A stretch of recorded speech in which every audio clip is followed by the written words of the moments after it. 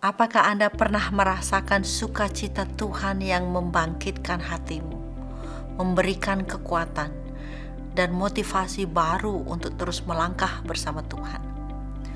Tuhan Yesus adalah Tuhan yang penuh sukacita dan sudah menjadi kerinduan Tuhan untuk Anda dan saya mengalami sukacitanya bahkan sampai penuh. Tuhan Yesus berkata kepada murid-muridnya, "Semuanya itu kukatakan kepadamu, supaya sukacitaku ada di dalam kamu dan sukacitamu menjadi penuh." Yohanes 15 ayat 11. Tidak diragukan bahwa Tuhan benar-benar ingin murid-muridnya mengalami sukacitanya. Bukan sukacita seperti yang kita pikirkan, tetapi sukacitanya Kristus. Biasanya yang membuat kita bersukacita adalah hal-hal eksternal, seperti kesuksesan, kemasyhuran, kekayaan, dan kesehatan. Hal-hal eksternal ini memang bisa membuat kita bersukacita, tetapi bukan ini yang dibicarakan Tuhan Yesus dalam ayat tadi. Sukacitanya Yesus tidak datang dari luar atau eksternal, tetapi bersumber dari dalam, yaitu dari relasinya dengan Bapa di sorga. Sukacitanya Yesus adalah bahwa ia dikasihi Bapa di sorga. Dalam ayat sebelumnya, Yohanes pasal 15 tadi, Tuhan Yesus berkata, "Seperti Bapa telah mengasihi aku, demikianlah juga aku telah mengasihi kamu. Tinggallah di dalam kasih-Ku itu." Yohanes 15 ayat 9. Rahasia sukacita Tuhan Yesus adalah bahwa Allah Bapa mengasihi dia. Buat Tuhan Yesus, relasi dengan Bapa adalah segala-galanya.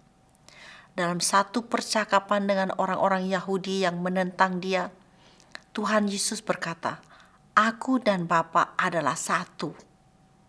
Yohanes 10 ayat 30.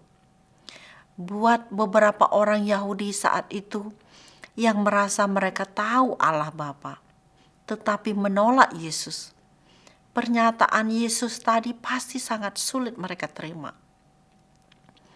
Tuhan Yesus juga berkata, "Barang siapa membenci aku, ia membenci juga Bapa-Ku." Yohanes 15 ayat 23. Tuhan Yesus adalah Allah yang berinkarnasi menjadi manusia, yang saat itu bisa dilihat oleh kasat mata dan bisa disentuh dengan tangan. Tuhan Yesus itu real. Rasul Petrus menyaksikan akan siapa Yesus. Setelah Tuhan Yesus naik ke sorga, Rasul Petrus menuliskan dalam surat 2 Petrus 1 ayat 16 sampai 18. "Sebab kami tidak mengikuti dongeng-dongeng isapan jempol manusia, ketika kami memberitahukan kepadamu kuasa dan kedatangan Tuhan kita, Yesus Kristus sebagai Raja. Tetapi kami adalah saksi mata dari kebesarannya." 2 Petrus 1 ayat 16.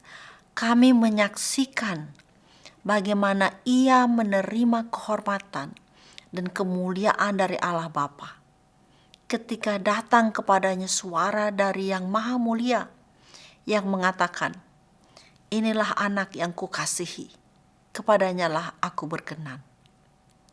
Suara itu kami dengar datang dari sorga, ketika kami bersama-sama dengan Dia di atas gunung yang kudus.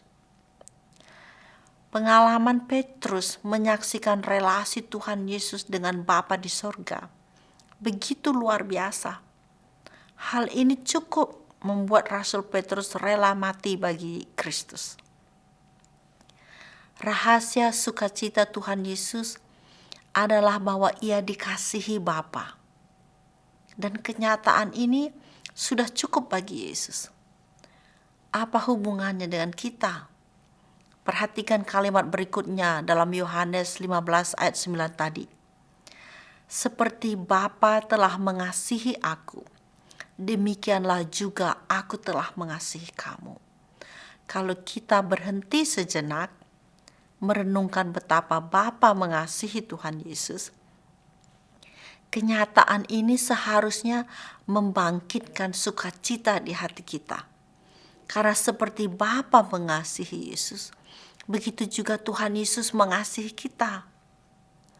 Kesadaran akan kasih Tuhan Yesus kepada kita adalah sumber sukacita kita. Apakah kasih Yesus adalah cukup bagi Anda?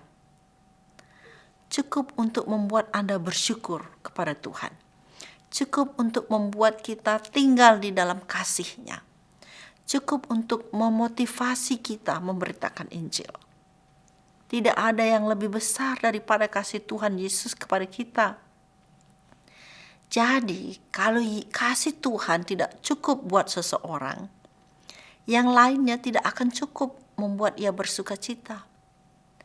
Ia mungkin senang sesaat, tetapi tidak lama kemudian ia kembali kepada kebiasaan lama.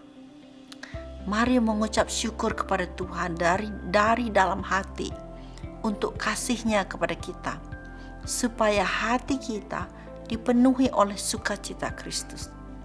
Kiranya Roh Kudus menolong kita. Amin.